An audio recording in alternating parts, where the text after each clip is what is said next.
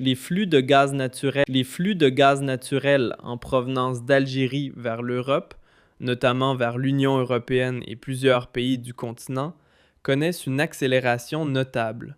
Et cette fois, il ne s'agit pas d'une simple progression ordinaire, mais bien d'une dynamique qui attire l'attention tant les chiffres sont parlants, voire impressionnants, avec des hausses hebdomadaires qui dépassent largement les 50%, ce qui montre clairement qu'Alger cherche à tirer le maximum de bénéfices d'un contexte énergétique mondial bouleversé par le conflit lancé contre l'Iran par les États-Unis et Israël. Une situation de crise que le pays tente habilement de convertir en levier stratégique et économique. Mais derrière cette envolée, une interrogation essentielle s'impose sans détour. Cette opportunité peut-elle réellement s'inscrire dans la durée ou n'est-elle qu'un moment passager dans un contexte exceptionnel? C'est justement cette problématique que nous allons explorer ensemble dans cette émission. En prenant le temps d'analyser les faits, de poser les bonnes questions et de confronter les données afin de vous apporter des réponses aussi précises, complètes et factuelles que possible. Effectivement, les chiffres sont impressionnants. Alors, sur les 2 premières semaines de mars 2026, juste après le début du conflit qui a commencé le 28 février 2026, l'Algérie a pu exporter 462 000 tonnes de GNL vers les pays européens, contre environ 250 000 à 260 000 à 265 000 tonnes de GNL sur les 2 premières semaines du mois de février avant la guerre. Il s'agit d'une hausse de plus de 74% des exportations algériennes de gaz naturel liquéfié vers les pays européens en un seul mois. C'est une augmentation qui a été documentée par plusieurs données, notamment de plusieurs sources, que ce soit Bloomberg, que ce soit Energy Research Unit. En mars 2026, l'Algérie est en train de frapper un grand coup. Alors, entre les 2 premières semaines, les 2 dernières semaines de février 2026 et les 2 premières semaines de mars 2026, il y a une augmentation, je rappelle encore une fois, je le précise, de plus de 74% des exportations de gaz naturel liquéfié pour l'Algérie. D'une semaine à une autre, les augmentations se maintiennent. Alors, entre la première semaine de mars 2026 et la deuxième semaine de mars 2026, les exportations du GNL, du gaz naturel liquéfié algérien, ont augmenté de 29%. On est passé de 201 000 tonnes à 261 000 tonnes de GNL. Par rapport aux 2 semaines de mars 2025, nous avons une augmentation de plus de 56% si on compare aux volumes qui ont été exportés par l'Algérie durant les 2 premières semaines du mois de mars de l'année 2025 par rapport à l'année dernière. C'est une véritable envolée. Les pays vers lesquels l'Algérie exporte, ce sont essentiellement les pays européens, notamment l'Italie, notamment la France, notamment la Grande-Bretagne, le Royaume-Uni, l'Italie, le Royaume-Uni, l'Espagne et la France. C'est là où la demande a explosé à cause de la perturbation provoquée au niveau de la production du GNL du Qatar. Le Qatar, qui est le 4e fournisseur de gaz naturel liquéfié de l'Union européenne, après les États-Unis d'Amérique, la Russie et l'Algérie. Le Qatar, c'est 7% des besoins de gaz naturel liquéfié de l'ensemble des pays européens. Les États-Unis d'Amérique, c'est pratiquement 60%. Vous avez ensuite la Russie, entre 15 et 20%, l'Algérie, entre 8 et 9%, et derrière, le Qatar, 7 à 8%. Le Qatar, qui était le concurrent direct de l'Algérie, est en train de s'effacer, de disparaître, depuis pratiquement maintenant 2 semaines du marché européen. Il ne peut plus exporter. Sa production a été fortement perturbée par les attaques des missiles iraniens. 20% de la production du Qatar a été perdue. Les installations de production du gaz naturel liquéfié du Qatar ont été momentanément maintenues en arrêt programmé, ont été arrêtées, et même les installations qui n'ont pas été arrêtées, elles ne peuvent plus fournir du gaz naturel liquéfié aux pays européens puisque le détroit d'Ormuz est fermé et les Iraniens menacent de s'en prendre aux navires méthaniers du Qatar qui partiraient pour les marchés européens. Donc le Qatar, il est bloqué. Le malheur des uns fait le bonheur des autres. Donc le malheur du Qatar fait le bonheur de l'Algérie, qui a augmenté significativement ses parts de marché sur le marché européen. Je rappelle que l'Europe, c'est le 2e importateur de gaz naturel liquéfié au monde. Les premiers importateurs, c'est le marché asiatique, c'est la Chine, la Corée du Sud et le Japon, qui représentent à eux seuls pratiquement 60% de la demande mondiale en gaz naturel liquéfié. L'Europe, c'est 33% de la demande mondiale en gaz naturel liquéfié. Il faut savoir que maintenant, pour les pays européens, pour s'émanciper depuis la guerre en Ukraine, pour s'émanciper de l'emprise russe et de la dépendance vis-à-vis du gaz russe, les pays européens consomment, achètent beaucoup de gaz naturel liquéfié. 51% de la consommation des pays de l'Union européenne, c'est du gaz naturel liquéfié. Je rappelle que le gaz naturel liquéfié, c'est un gaz qui est vendu à bord de navires méthaniers. C'est un gaz qui est liquéfié, ça veut dire qu'il devient liquide. Ensuite, il est transporté, acheminé vers des méthaniers. Ensuite, il est regazéifié, il est retransformé en gaz pour l'usage domestique ou pour un usage industriel. Et il n'y a pas de gazoduc qui relie le Qatar aux pays de l'Union européenne. Donc le Qatar vend essentiellement sa production. Et sa production pour l'Europe à travers les bateaux méthaniers. Les premiers clients du Qatar, ce ne sont pas l'Europe, ce sont les pays asiatiques. Mais on imagine, selon les études, 30% de sa production de gaz naturel liquéfié est destinée vers les pays européens. Ça reste quand même important. Les pays asiatiques sont encore fortement impactés. Donc les prix du gaz naturel liquéfié, sur le marché européen comme sur le marché asiatique, ont fortement augmenté.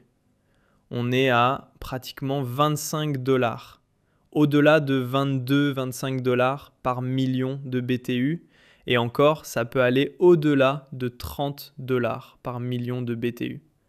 Alors qu'auparavant, c'était à moins de 20, entre 18 et 19 dans les pires des cas. Là, on a dépassé une augmentation de 110% des prix du gaz quand on essaye de voir les prix du gaz naturel normal.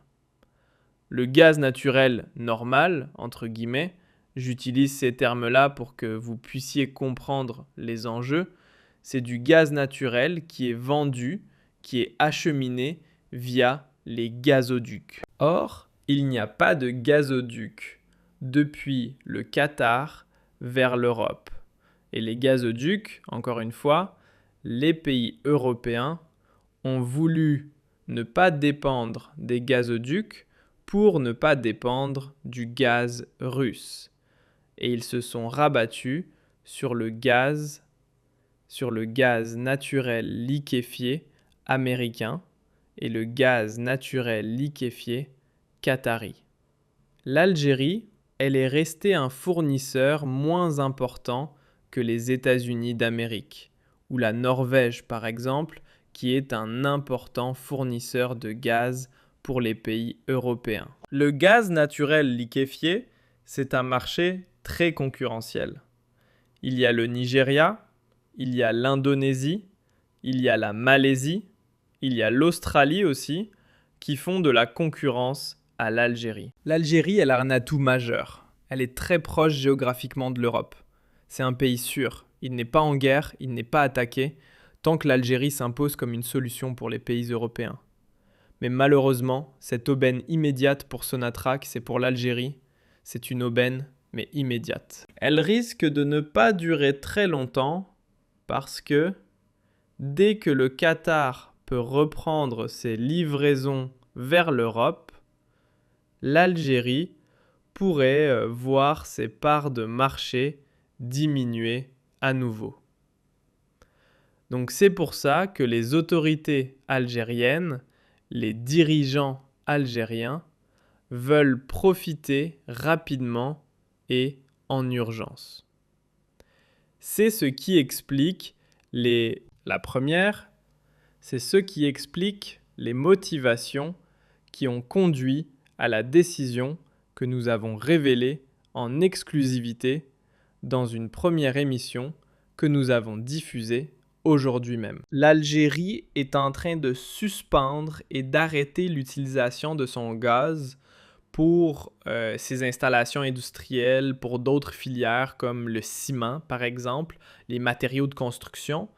Mais nous avons appris au cours de nos investigations que même pour les aciéries, la sidérurgie, etc., le gouvernement algérien, il a ordonné aux clients industriels qui utilisent, aux entreprises industrielles, publiques ou privées, ou étrangères associées à des opérateurs, de ne plus utiliser, de suspendre leur utilisation du gaz et d'arrêter de consommer du gaz naturel pour que Sonatrach puisse dégager tous les volumes nécessaires afin de les exporter sur le marché européen et d'augmenter ainsi significativement les revenus en devises de l'Algérie. L'Algérie pourra donc gagner beaucoup plus d'argent. C'est un peu tôt pour le moment pour faire un scénario de combien l'Algérie va gagner.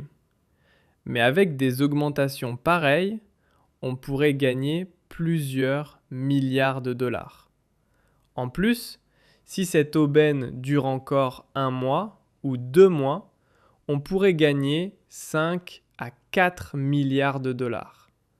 Si elle dure plusieurs mois, on peut gagner au-delà de 10 milliards de dollars, ce qui n'est pas pour rien. Mais ça reste, pour le moment, très difficile de faire des prévisions, parce qu'on ne sait pas combien de temps vont durer cette guerre, la fermeture du détroit d'Ormuz et l'arrêt provisoire de la production des exportations de gaz naturel liquéfié du Qatar. Donc, on a du mal à faire des prévisions. Mais quoi qu'il arrive, toutes les bonnes affaires sont à prendre. L'Algérie peut gagner plusieurs centaines de millions de dollars et d'euros par semaine si elle augmente significativement, si elle continue d'augmenter significativement ses exportations vers les pays européens. On reviendra sur les chiffres plus tard. Ceci dit, cette aubaine, elle est limitée. Pourquoi ? Parce que l'Algérie ne peut pas remplacer le Qatar. Ne peut pas remplacer le Qatar. Pour une raison très simple. Le Qatar, il produit beaucoup plus de gaz naturel liquéfié que nous.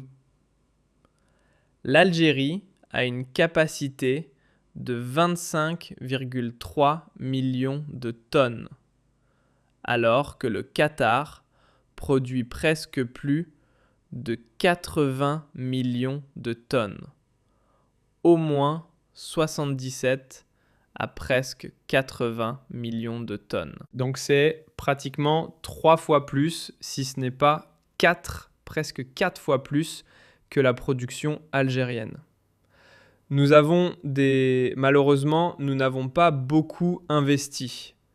Une série d'émissions, au lieu de gaspiller notre argent dans des projets archaïques qui n'ont pas de valeur ajoutée, comme le rail ou comme dans la production du clinker, etc., et ses exportations, etc., on aurait dû investir massivement dans le gaz naturel liquéfié. La majorité des usines de gaz naturel liquéfié en Algérie datent des années 70. Elles ont été modernisées au cours des années 80. Mis à part des travaux de maintenance et de rénovation vraiment superficiels au cours des années 2000. Nous avons de vieilles structures, de très vieilles installations.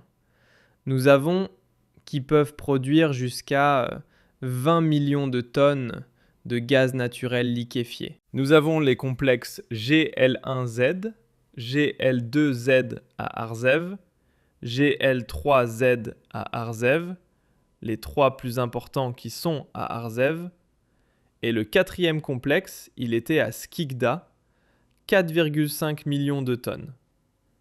Malheureusement, la production algérienne de gaz naturel liquéfié, elle n'est pas exploitée à sa juste valeur, ni le potentiel n'est exploité à 100%. Donc la capacité est de 25,3 millions de tonnes, mais en réalité, on exporte en moyenne entre 11 et 13 millions de tonnes.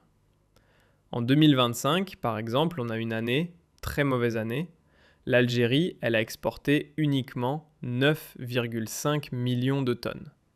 C'est le record le plus bas de ces dernières années.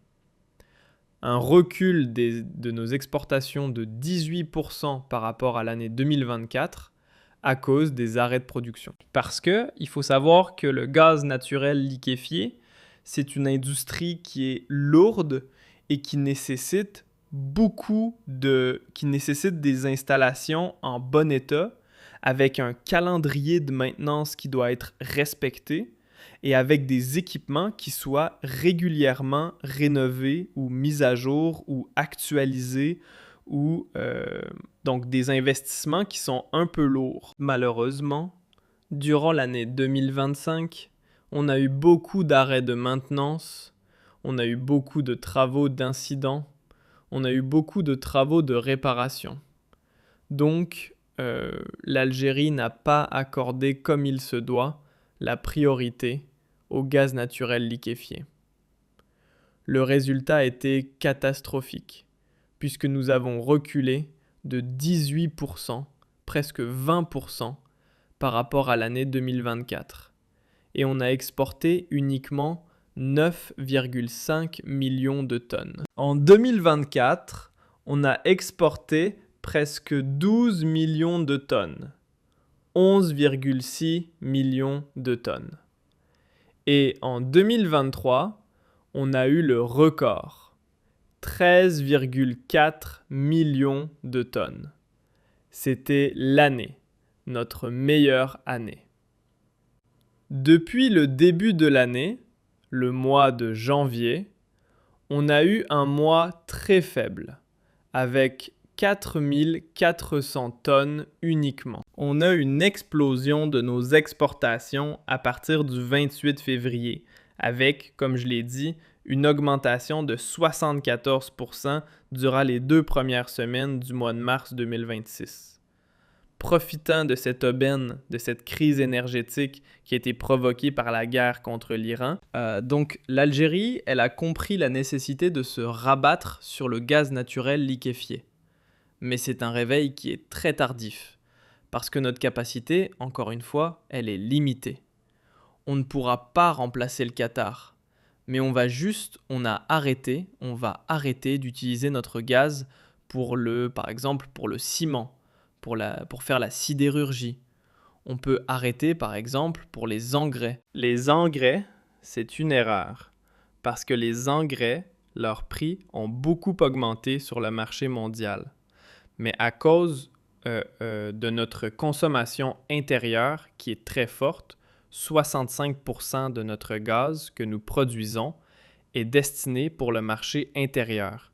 Consommation de l'électricité, consommation des ménages, les besoins industriels dans différentes filières, etc. Et comme on a eu un sous-investissement, et on n'a pas beaucoup investi, encore une fois, et on a fait des erreurs, le régime Tebboune a trop négligé. Il a fait encore pire que le régime Bouteflika. Il a bloqué les projets importants dans le développement de la pétrochimie et dans le développement industriel de gaz naturel liquéfié. Donc nous récoltons les fruits, des fruits pourris, d'une très mauvaise politique. Ces chiffres-là du mois de mars 2026 ne risquent pas de se reproduire au mois d'avril ou au mois de mai. Production, on n'a pas une capacité de production. En Algérie, si elle était intelligente, si nous avions des dirigeants patriotes, honnêtes et intelligents, on aurait dû renforcer notre capacité de production de gaz naturel liquéfié et la porter au moins à plus de 40 millions de tonnes. Ce qui aurait pu nous permettre de doubler nos exportations, d'exporter au moins 25 à 30 millions de tonnes. Et on aurait pu gagner, vous imaginez, plusieurs vingtaines, en tout cas une vingtaine de milliards de dollars grâce aux exportations de gaz naturel liquéfié. Je rappelle que le gaz naturel liquéfié, c'est toujours le gaz le plus cher sur le marché mondial. Il est toujours plus cher à 35-40% que le gaz naturel. Quand il y a des périodes de forte hausse, quand il y a des périodes de baisse des prix, le gaz naturel liquéfié reste plus cher à 15 à 20% que le gaz naturel. Pourquoi ? Parce que le gaz naturel liquéfié, il faut le liquéfier, il faut le transporter, il faut le regazéifier. Il peut être exporté vers le monde entier. Il ne dépend pas d'un gazoduc, et c'est pour ça qu'il est plus demandé dans le monde entier. Construire des gazoducs, c'est très cher, c'est très compliqué. Il faut garantir leur sécurité, et on est des gazoducs. Les pays consommateurs de gaz n'en veulent plus. Tout le monde veut du gaz naturel liquéfié, parce qu'il est très facile à transporter, très facile à récupérer. Donc il y a toujours une différence de 2 à 4 dollars par million de BTU entre le gaz naturel liquéfié et le gaz naturel. En Algérie, malheureusement, 80-85% de nos ventes de gaz, c'est le gaz naturel. Ce n'est pas du gaz naturel liquéfié.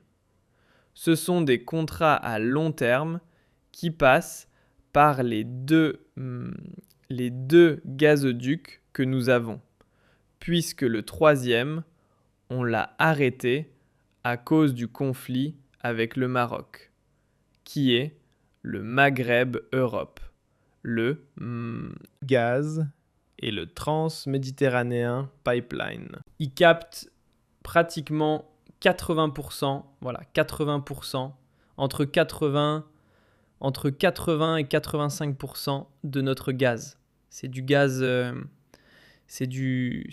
naturel qui est vendu à des prix plus bas que le gaz naturel liquéfié. C'est pour ça qu'on n'en profite pas. On a une très mauvaise gestion de notre ressource qu'est le gaz. On aurait dû, comme le Qatar, comme l'Australie, comme les États-Unis d'Amérique, investir énormément sur le gaz naturel liquéfié. Profiter de notre proximité géographique avec l'Europe.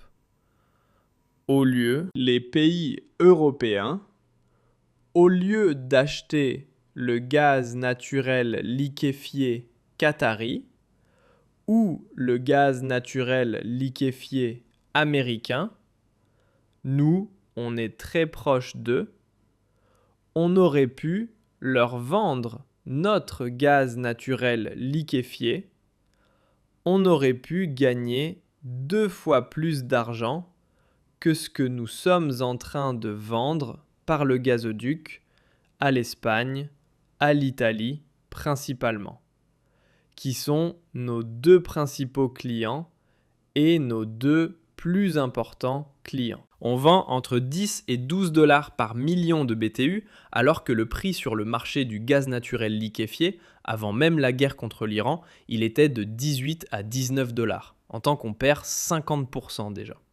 Maintenant, depuis le début du mois de mars, les prix du gaz naturel liquéfié ont dépassé les 22, 25, voire même les 30 dollars par million de BTU pour certaines destinations et pour certaines demandes sur le marché spot, le marché de l'offre et de la demande, pour certaines demandes urgentes. Donc, on perd plus de 100% de notre capacité à gagner de l'argent à cause de notre dépendance au gazoduc, de notre dépendance aux contrats à long terme et notre incapacité de produire beaucoup de gaz naturel liquéfié et d'exporter. C'est quand même malheureux puisque on est en train de perdre beaucoup d'argent. Demain, le Qatar, il va régler ces problèmes. On va revenir et on aura donc plus de 77 millions de tonnes de gaz naturel liquéfié qui vont revenir sur le marché mondial. Je rappelle que le deuxième exportateur mondial de gaz naturel liquéfié, après les États-Unis d'Amérique, c'est le Qatar. L'Algérie doit aujourd'hui tirer les conséquences de cette conjoncture. C'est bien de vendre des cargaisons supplémentaires à l'Italie, à la France, à la Grande-Bretagne et à l'Espagne depuis le début de ce mois de mars. Mais le business nécessite la durée. Il nous faut la durée, vraiment, pour qu'on puisse profiter pleinement de cette crise. On doit renforcer notre production, et on doit investir récemment, investir urgemment. Malheureusement, on ne peut pas remplacer le Qatar à long terme, alors que on nous offre des atouts. Proximité géographique, sécurité. On ne dépend pas des tensions régionales avec Israël et l'Iran. On ne dépend pas des détroits d'Ormuz. Donc, on a nettement toutes les qualités nécessaires pour être le seul et le meilleur fournisseur de gaz naturel liquéfié pour les pays européens qui, quand même, consomment beaucoup et de plus en plus.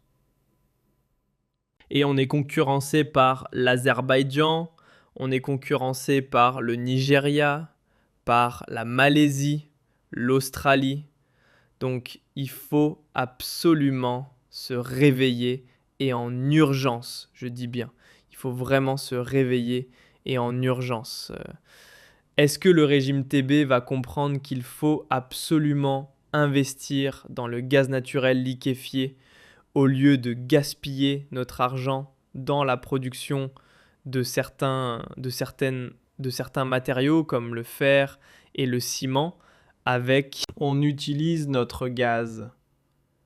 Alors que le gaz, si on le vend directement, si on le transforme ou si on l'exploite industriellement de façon plus intelligente, va rapporter à l'Algérie beaucoup plus d'argent. Ceci dit aussi, il faut absolument qu'on s'attaque à ce vieux problème que les dirigeants actuels ne veulent pas comprendre ou n'arrivent pas à comprendre. Même s'ils arrivent à le comprendre, ils n'arrivent pas à trouver des solutions. On consomme trop notre gaz au niveau du marché intérieur. Notre production d'électricité, elle est basée que sur le gaz. La noblesse, investissez sur les énergies renouvelables. Si on produit 20-30% de notre électricité depuis les énergies renouvelables, notamment grâce au solaire, grâce au soleil que nous avons, on va dégager des milliards de mètres cubes de gaz qu'on pourra les utiliser pour le gaz naturel liquéfié, pour ensuite les vendre au marché européen. Et donc, on va gagner des milliards et des milliards de dollars ou d'euros. Et on va réduire notre dépendance vis-à-vis du gaz pour notre production d'électricité. On gaspille trop notre gaz pour notre consommation intérieure, qui ne nous ramène rien. On l'a vu tout à l'heure avec l'émission. Pour la production du ciment, les cimenteries prennent du gaz à 0,50 max ou 0,20 dollars par million de BTU. Alors que lui, en temps ordinaire, sans crise, il est entre 10 et 12. Et aujourd'hui, il est à plus de 20 dollars par million de BTU. C'est du gâchis. C'est une véritable dilapidation de notre richesse. Nous avons d'autres sources énergétiques alternatives comme les énergies renouvelables. On a beaucoup de soleil. Il faut absolument qu'on économise notre gaz pour le maintenir, pour conserver cette richesse au niveau de nos exportations, pour gagner des devises. Fabriquer de l'électricité, donner de l'électricité aux ménages algériens ou aux usines en Algérie, ou donner du gaz pour le gaz de ville, etc., ça ne rapporte rien. C'est du dinar. Le dinar n'a pas de valeur. Ce n'est pas avec des dinars qu'on pourra acheter les matières premières agricoles, qu'on pourra acheter les arbres, qu'on pourra renforcer notre croissance économique et qu'on pourra financer les chantiers, les infrastructures du pays. Donc on doit absolument comprendre en Algérie que le gaz, on l'a trop dilapidé. On n'a pas investi dans le gaz naturel liquéfié. Ça a été une erreur stratégique. Au lieu de faire du zinc à Oued-Damour, au lieu de faire du fer, au lieu de parler de certaines mines, etc., de certaines carrières, etc., qui ne rapportent pratiquement rien, il fallait concentrer les efforts financiers de l'Algérie pour, encore une fois, redevenir un grand producteur et exportateur de gaz naturel liquéfié. Construire de nouveaux complexes de gaz naturel liquéfié, améliorer notre capacité de liquéfaction de gaz naturel liquéfié, acquérir de nouveaux méthaniers, construire de nouveaux ports pour de nouveaux ports gaziers, c'est ce que l'Algérie devra faire, ce que l'Algérie aurait dû faire. On ne l'a pas fait. Donc aujourd'hui, on est en train de colmater, de profiter, de faire un calcul d'épicier. J'arrête la production du ciment, je diminue la production de l'acier et du fer pour pouvoir économiser un peu de gaz et l'exporter vers l'Europe. Oui, mais c'est des petites quantités, c'est quelques dizaines, quelques centaines de millions de dollars. Si on avait créé un écosystème industriel qui favorise le gaz naturel liquéfié, par exemple, on aurait pu avoir aujourd'hui une capacité de gagner de l'argent, d'exporter et d'engranger une dizaine de milliards d'euros, de dollars. Et l'Algérie aurait pu retrouver sa prospérité, aurait pu reconstituer ses réserves de change. Le Qatar, il a travaillé que sur le gaz naturel liquéfié. Et aujourd'hui, il est devenu incontournable. Au point où, quand il y a une crise, quand il n'arrive pas à commercialiser sa production, à exporter sa production, eh bien le monde entier, le marché mondial entier est complètement déstructuré et déréglé. Sachant qu'il n'y a pas que l'Europe, si on avait une flotte de méthaniers solide et si on avait une capacité d'exportation importante, on pourrait vendre aux pays asiatiques. Le prix du gaz naturel liquéfié sur le marché asiatique est encore plus cher que sur le marché européen. Et je vous rappelle que 60% de la consommation mondiale de gaz naturel liquéfié est en Asie, en Chine, au Japon, en Corée du Sud, qui sont les 3 gros pays importateurs de gaz naturel liquéfié, qui en ont beaucoup besoin pour leur production et pour leur consommation, pour leur croissance, pour leurs besoins économiques, pour leurs besoins domestiques. Donc on doit tirer les leçons. Attention, si on n'investit pas massivement maintenant dans les bons secteurs, si on ne se dirige pas maintenant vers le gaz naturel liquéfié et si on n'arrête pas de dilapider notre gaz et de le gaspiller, on le paiera très cher. Et on aura des opportunités importantes ratées. L'aubaine d'aujourd'hui, elle aurait pu être beaucoup plus importante. Elle aurait pu durer dans le temps si on avait fait, encore une fois, des investissements industriels, une stratégie économique industrielle très solide. Cette opportunité, c'est bien de l'exploiter, mais surtout, il faut tirer les leçons pour réadapter notre modèle économique et s'adapter aux mutations